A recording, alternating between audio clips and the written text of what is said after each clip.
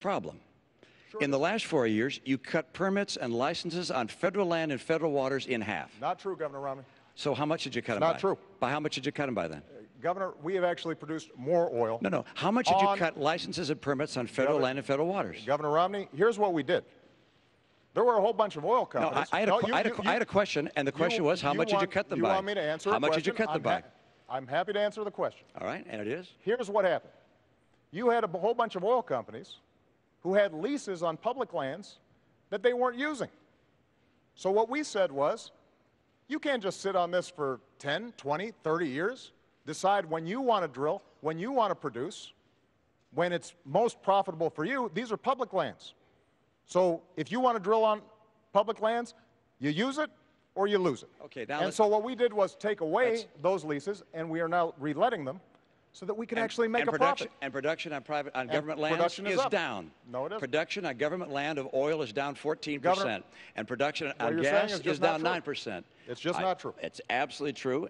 Look, there's no question but that the people recognize that we have not produced more oil and gas on federal lands and in federal waters.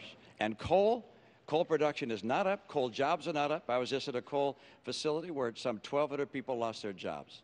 The right course for America is to have a true all-of-the-above policy. I don't think anyone really believes that you're a person who's going to be pushing for oil and gas and coal. You'll get your chance in a moment. I'm still speaking. Well, and the answer is, I don't believe people think that's the case, because that wasn't a question. Okay. That was a statement. I don't think the American people believe that. I will fight for oil, coal, and natural gas. And the proof of whether a strategy is working or not is what the price is that you're paying at the pump. If you're paying less than you paid a year or two ago, why then the strategy is working. But you're paying more. When the president took office, the price of gasoline here in Nassau County was about $1.86 a gallon. Now it's $4 a gallon. Price of electricity is up. If the president's energy policies are working, you're going to see the cost of energy come down. I will fight to create more energy in this country to get America energy secure. And part of that is bringing in a pipeline of oil from Canada, taking advantage of the oil and coal we have here, drilling offshore in Alaska, drilling offshore in Virginia where the people want it. Those things will get us the energy we need. Mr. President, could you address, because we did finally get to gas prices here, could you address what the governor said, which is if your energy policy was working, the price of gasoline would not be $4 a gallon well, here. Think about what the governor just said. He said, when I took office, the price of gasoline was $1.80, $1.86. Why is that? Because the economy was on the verge of collapse. Because we were about to go through the worst recession since the Great Depression, as a consequence of some of the same policies that Governor Romney is now promoting. So it's conceivable that Governor Romney could bring down gas prices, because with his policies, we might be back in that same mess.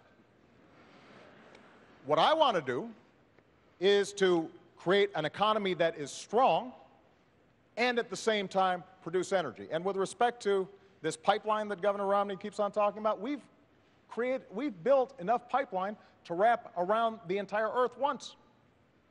So I'm all for pipelines, I'm all for oil production.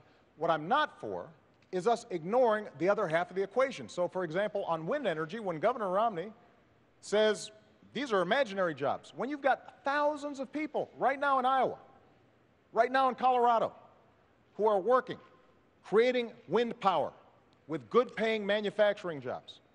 And the Republican senator in Iowa is all for it, providing tax credits to help this work. And Governor Romney says, I'm opposed. I'd get rid of it.